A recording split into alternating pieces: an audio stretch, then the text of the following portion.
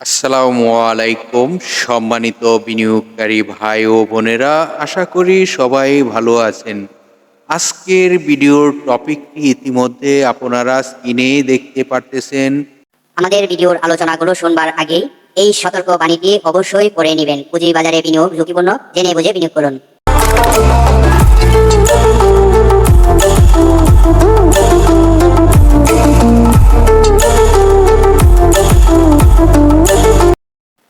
প্রিয় বিনিয়োগকারী ভাই ও বোনেরা, আজকে আপনাদের সাথে যে স্টকটি নিয়ে আলোচনা করব, সে স্টকটি অসাধারণ একটি স্টক।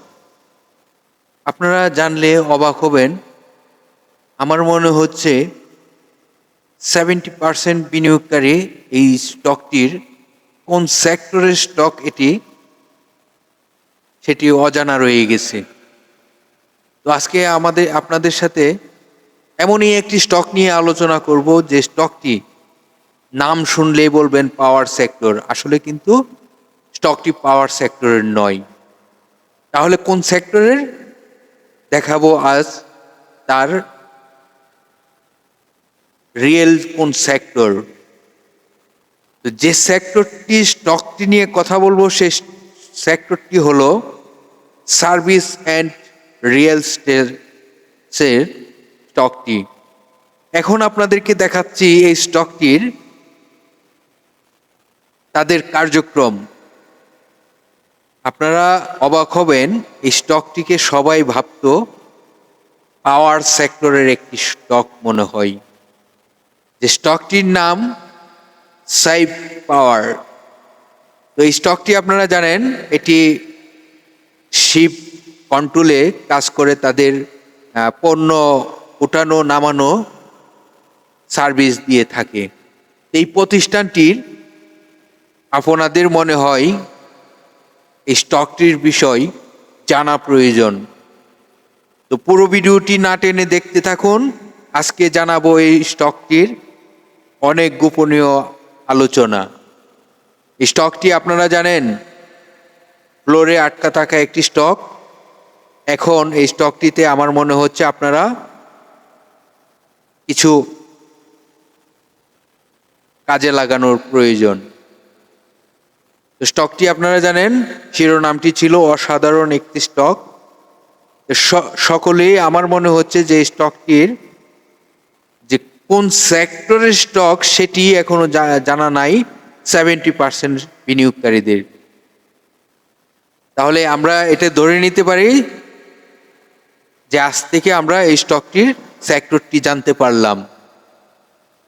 আর আসলেই এই স্টকটির অনেকেই পাওয়ার সেক্টর মনে করে, কারণ শেষ অংশটি পাওয়ার দিয়ে শেষ হয়।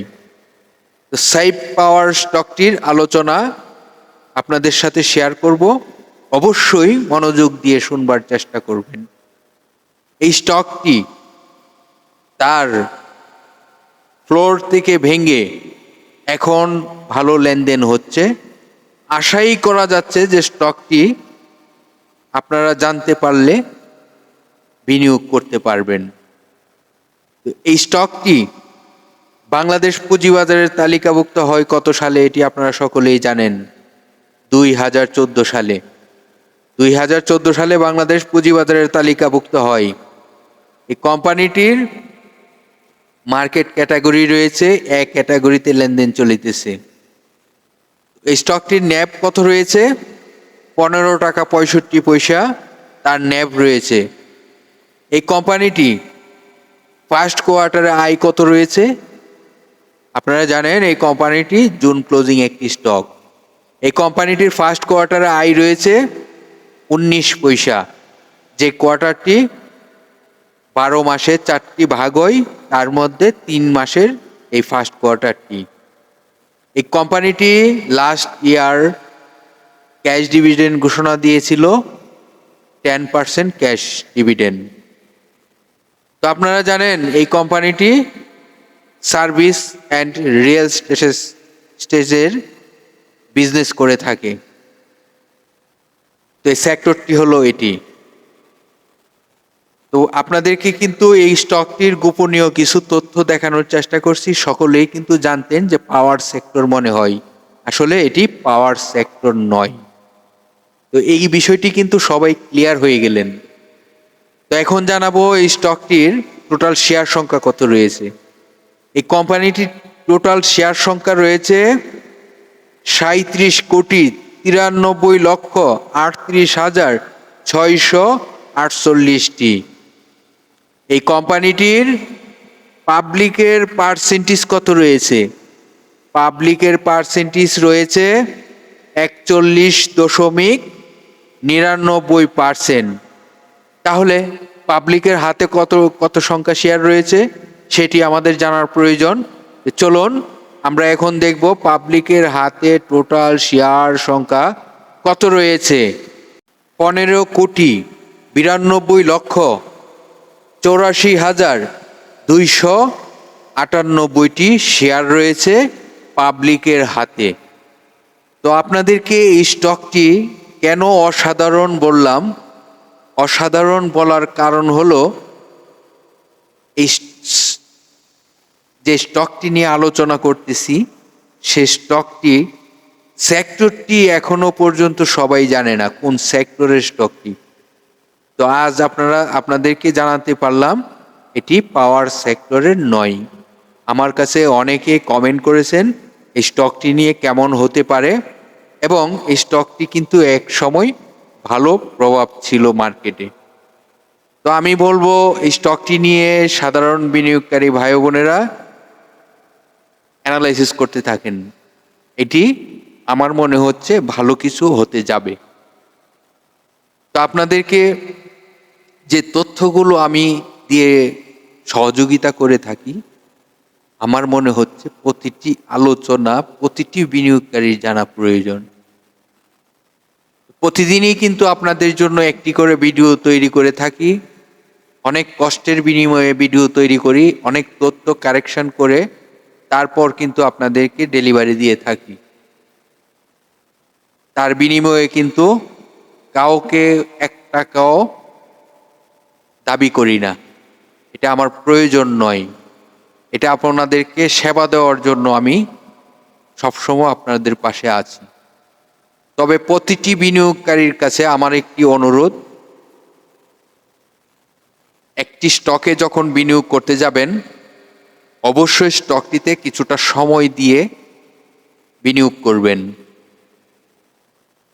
শর্ট টাইমের জন্য যদি বিনিয়োগ করতে ইচ্ছুক থাকেন সর্বনিম্ন 15 দিন থেকে 1 মাস পর্যন্ত সময় হাতে নিয়ে বিনিয়োগ করবেন।